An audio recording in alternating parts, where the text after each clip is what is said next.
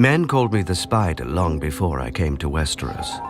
As a young thief in Pentos, I seemed to have 8 hands, each dipped into a stranger's pocket.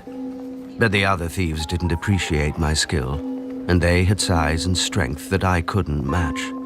When they discovered why, I was beaten and told that a eunuch boy doesn't belong in the streets, but in the brothels, as any slaver would know. I managed to escape them, and took to sleeping in the sewers by day and prowling the rooftops by night. Barely one step ahead of starvation, much less slavery. Then I met Illyrio Mapatis. He was a bravo who lived by his sword, but his mind was sharper than his blade. I proposed an arrangement. I would spy on lesser thieves and steal their takings. Illyrio would offer help to the thieves' victims, promising to recover their valuables for a fee. Soon every honest man knew to come to Illyrio, whilst the city's cut purses sought me, half to sell me what they had stolen, and the other half to slit my throat. Sadly for them, Illyrio needed my throat more than he needed theirs. Most thieves, like most men, are fools who think no further than turning a night's plunder into wine. Luckily, as the other thieves had reminded me, I was not a man.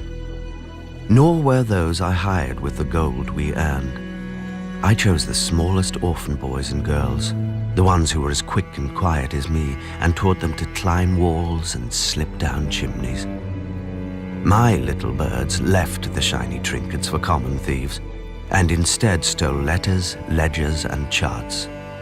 Secrets are worth far more than silver or sapphires. Later, I taught my little birds to read the letters themselves and leave them where they lay, so no one would know of our intrusion.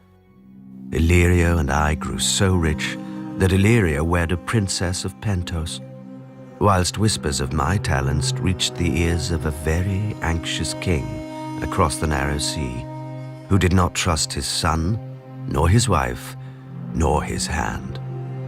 Nor should he have, as I told him once I arrived and raised more little birds. They thought it the most amazing game to discover all the secret tunnels through the Red Keep and listen to all the whispered secrets from within the castle walls. I often wonder what became of my little birds once I left King's Landing. Most likely they returned to Flea Bottom, or worse, grew up. One day I'll hear their song again. Until then, well, the world never lacks for orphans. Little birds sing in the west, and little birds sing in the east, and a harpy flies into a spider's web.